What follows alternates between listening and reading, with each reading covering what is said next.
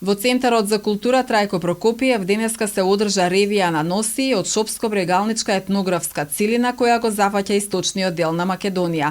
Организаторот Ансамбл Македонија представува репрезент на македонската традиционална култура при Музичката академија на Универзитетот Гоце Делчев во Штип. Со ансамблот, кој е единствен од ваков тип во државата, раководат професионалци и стручен кадар од областа на традиционалната игра, традиционалните инструменти и пеење. Репертоарот е категоризиран според орските и музичките стилски карактеристики, обработувајќи сценски адаптации од сите играорни подрачја во Македонија. Посебен сценско-естетски белег оставаат и оригиналните облековни елементи, носиите со повеќе од 5000 облековни елементи и над 150 комплетни носии од различни етнички предели на Македонија, кои датираат од крајот на 19-тиот и почетокот на 20-тиот век.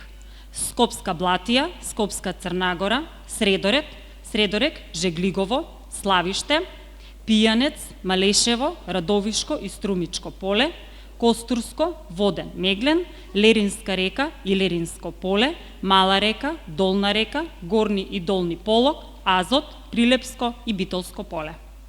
Како и други. Облековниот инвентар на ансамблот Македонија се презентира и преку различни модни стилови, карактеристични за историското минато на македонската култура. Главно обележје на орскиот и музичкиот репертоар се сценско-уметнички сегменти од традиционалната култура, како на македонците, така и на останатите етноси во Македонија.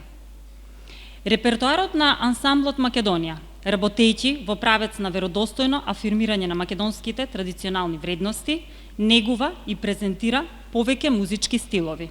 Денешната ревија започна со настапот на Симона Петрушевска, ученичка во гимназијата Гоце Делчево од класата на професорот Филип Петровски, пошто следуваа неколку музички изведби на традиционални ора, сценска адаптација од етничкиот предел Средорек, Жеглигово и Славиште и машко двогласно пеење од етничкиот предел Огражден. Присутните имаа можност да ги проследат носиите за невеста и за млада невеста од различни етнички предели во Македонија, но и носијата за девојка од Пијанец.